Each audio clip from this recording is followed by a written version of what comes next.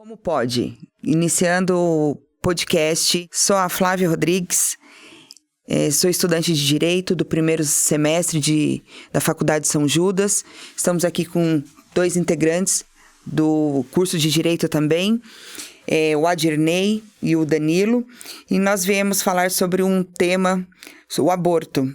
É um tema bem polêmico e controverso, que envolve aspectos jurídicos, éticos, religiosos, sociais e de saúde pública. Estamos aqui com 2 opiniões, um pouco tanto quanto divergentes, mas eu acho bem interessante a gente discutir sobre o assunto. Adirnei, por favor. Bem, eu sou Adirnei, eu sou aluno também do primeiro semestre da Universidade de São Judas.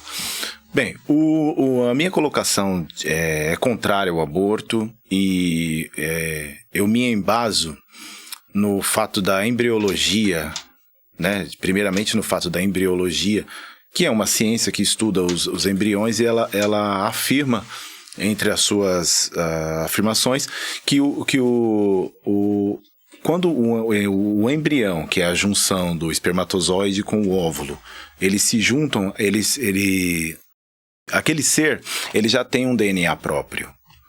E por ele ter um DNA próprio, ele já é considerado uma forma de vida independente da sua mãe, no caso, mesmo estando dentro do corpo dela, né?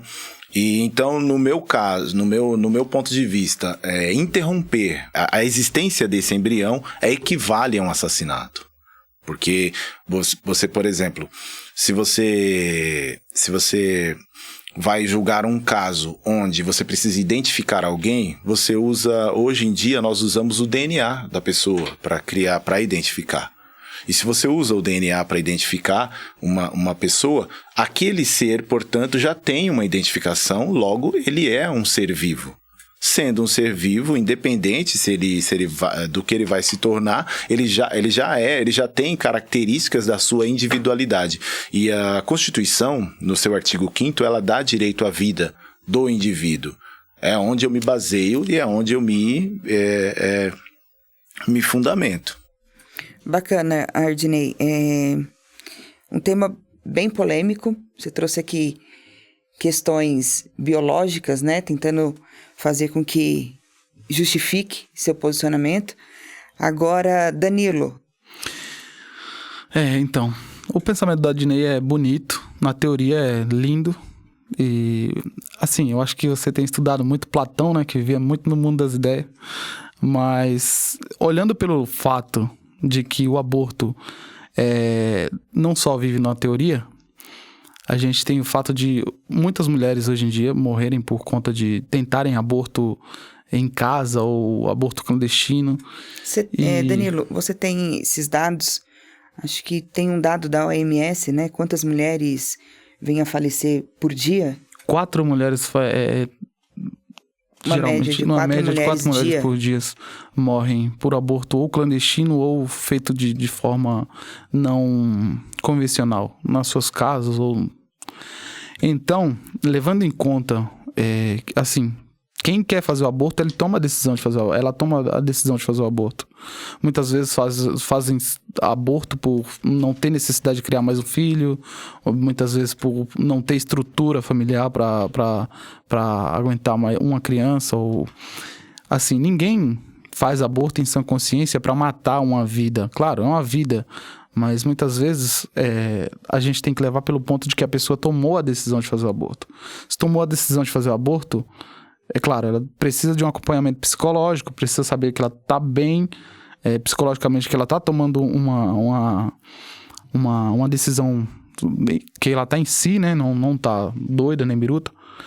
E a partir dessa decisão, se ela tivesse um acompanhamento médico para essa pessoa não fazer um aborto clandestino em casa, se ela tivesse um acompanhamento na saúde pública, eu acho que seria bem menos perca para a sociedade se fosse liberado. Mas como nem tudo que a gente quer pode, nem tudo é mil maravilhas, aí temos esses dados sobre aborto. Eu não tenho tanto embasamento nesse assunto e acredito que Você dar opinião sobre aborto sendo homem é muito fácil.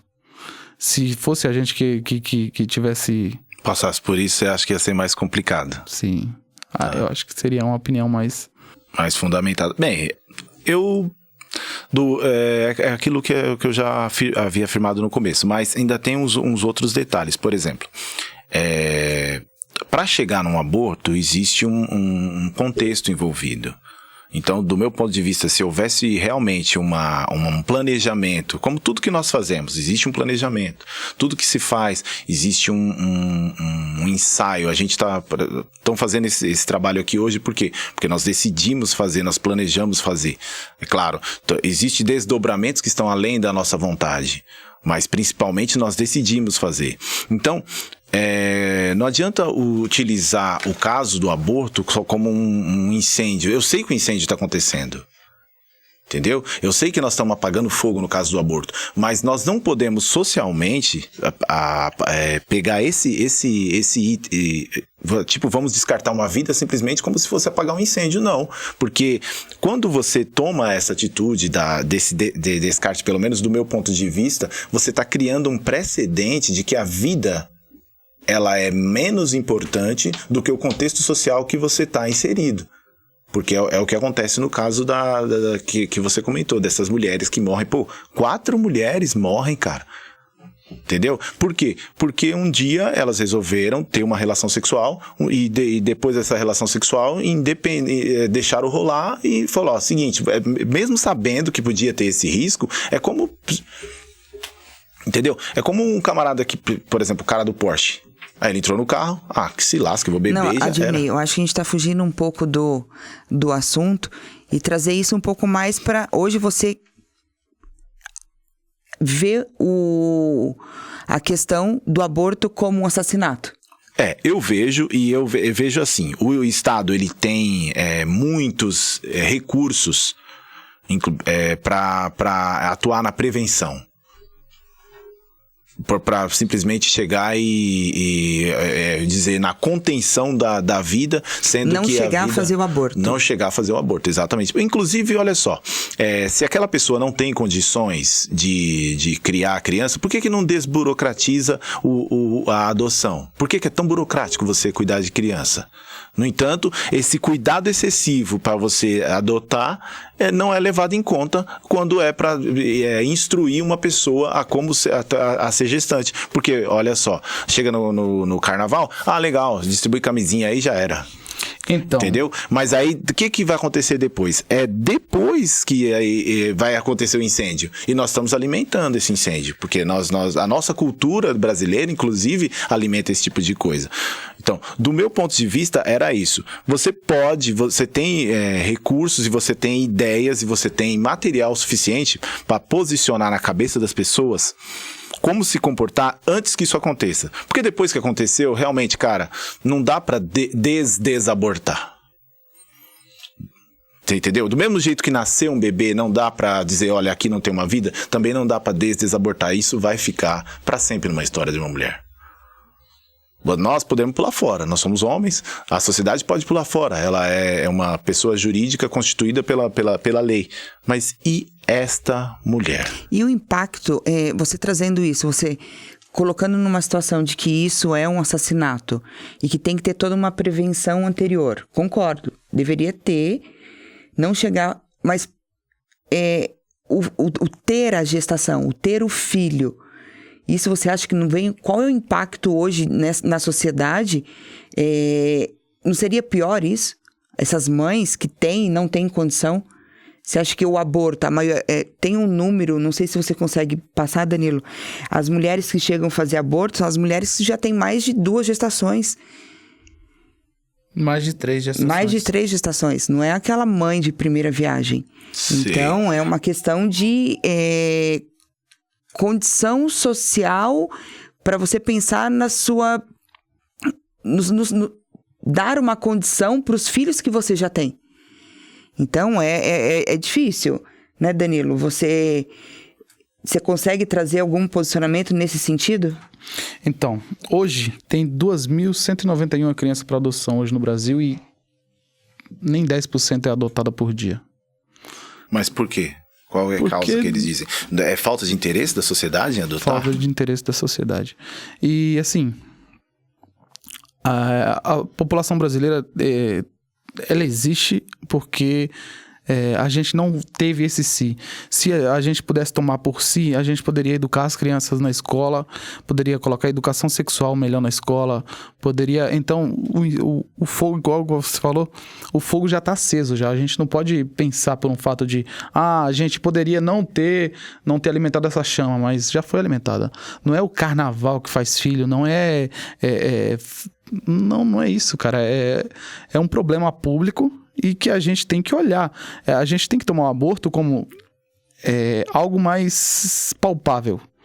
A mulher engravidou. Às vezes a mulher tem 2, 3 filhos, a mulher engravidou. Ela tá num relacionamento. Ou às vezes é mãe solteira. Não podemos olhar com o olhar de fora. Temos que se inserir nesse mundo para tentar entender um pouco. Assim, é fácil ter um filho? Não é fácil ter um filho. Por exemplo, para um casal estruturado, é fácil ter um filho? Não é fácil ter um filho. É difícil. E muitas vezes a mulher para de trabalhar ou só... sabe? Para uma mulher, às vezes, muitas das vezes, ter 3, 4 filhos e tomar a decisão de fazer um aborto é porque ela já está numa situação de que já seria uma melhor condição para os demais que ela já tem. Então nós resolvemos sacrificar um em razão dos outros, assim, nesse contexto. A gente acabou de falar sobre isso e eu vou meter essa de novo em você. Até no mundo animal existe isso. Se uma rata tem 5 filhos, ela vê que não dá conta dos 5, ela come 2. Mas é muito aí que tá. A rata, ela não tem essa resposta social. A sociedade dos ratos são só ratos, eles não respondem. Agora se nós começarmos a agir como rato, por exemplo, rouba a comida dos outros. Se a gente roubar, a gente vai ser punido por um contexto legal. Se a gente, por exemplo, um rato, quando ele decide se ele está dentro de um lugar e ele quer disputar o território, ele simplesmente vai lá e mata. Não existe uma implicação legal, não existe uma implicação social, não existe uma implicação moral. Mas nós humanos temos, inclusive, esse nosso assentar aqui, esse nosso contexto que nós estamos inseridos, é exatamente isso, é a implicação moral que dos nossos atos. E essa implicação moral, ela vai reverbar. É como você jogar uma pedra num lago. A água não vai receber a pedra só ali, não. Essas ondas, elas vão se espalhar. E é esse o meu temor quando eu olho para o caso do aborto. Por exemplo, tá bom, eu concordo com você. Digamos que é assim, vamos resolver o primeiro caso. Nós vamos entrar no caso dessas mulheres, para evitar que elas morram, nós vamos matar esses bebês, porque eles, em tese, em teoria, a vida deles é menos importante do que a vida da mãe, inclusive porque a mãe está cuidando dos filhos que têm necessidade. Tá bom, mas você sabe que a sociedade, ela tende a estender isso. Quando você quer aprovar uma lei, você começa, cria ela dentro de um contexto que a sociedade aprova, depois você vai aumentando a elasticidade dessa lei. Entendeu? Ela fala assim, hoje você pode matar só os bebês. Aí um belo dia, existem famílias que tem muitos itens dentro dela, tem muitas crianças. Então vamos tirar essas crianças.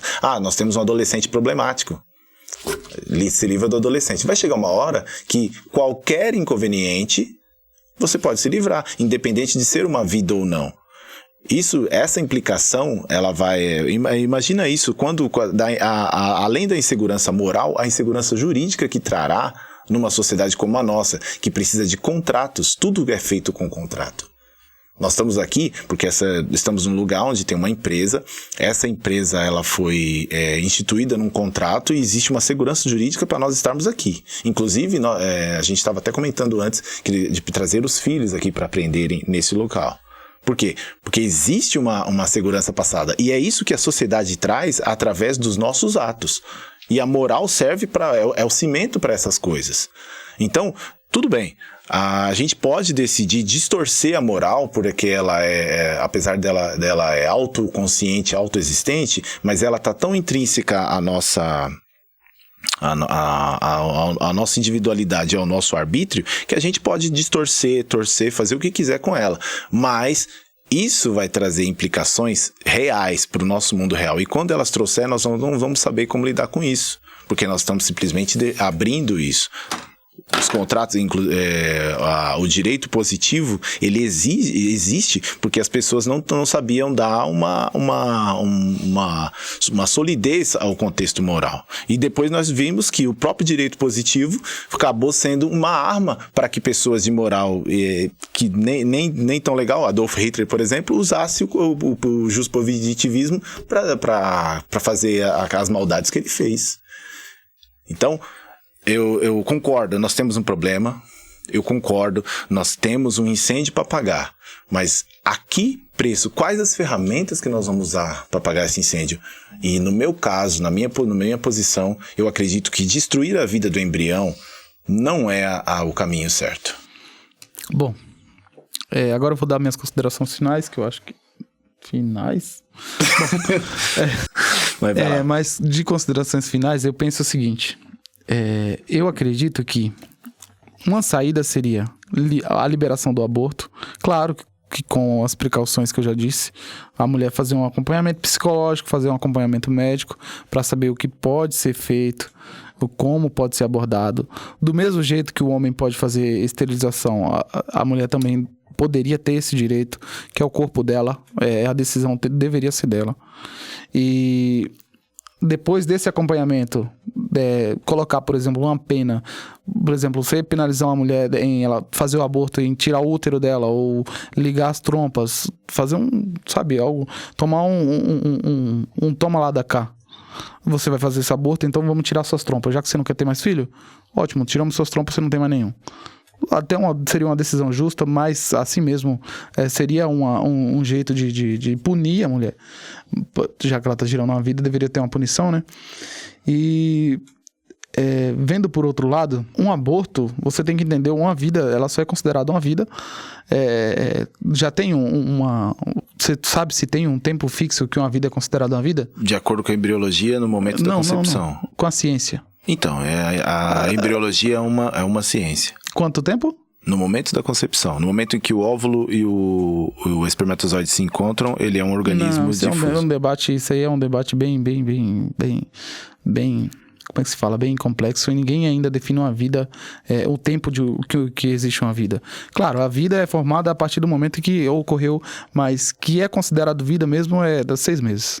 Antes então você acha que tem que ter... E qual é o norteador para essa consideração dos meses, por exemplo? O que tem que ter para que você ache que é uma vida? Isso não era essa linha de raciocínio que eu ia levar, mas o que eu queria falar libera o aborto, vai estar resolvendo não o problema de todo mundo, mas libera o aborto, impõe uma punição e começa a educar as crianças na escola, tanto homem quanto mulher, e fala da importância dos meios preventivos, dos meios de prevenção, da importância da sociedade, implanta isso na cabeça das crianças, e daí a gente já tem uma sociedade melhor. Seria uma coisa a longo prazo, então. A longo prazo, educação, e a curto prazo... Se tratando, né, de um tema bem polêmico, acho que foi um bate-papo interessante entre nós, integrantes do grupo, como pode. Finalizando aqui, hoje nós temos já previsto em lei, né, os artigos 124, 125, 126, 27 e 28. O artigo 124 só pode ser praticado pela gestante quando ela realiza o aborto nela mesma ou ela procura alguém para realizar o aborto a pedido dela. Isso do Código Penal, né? Código Penal. Ok. No artigo 125 e 26, o crime é praticado por terceira pessoa. Pode ser uma enfermeira, um médico, um leigo.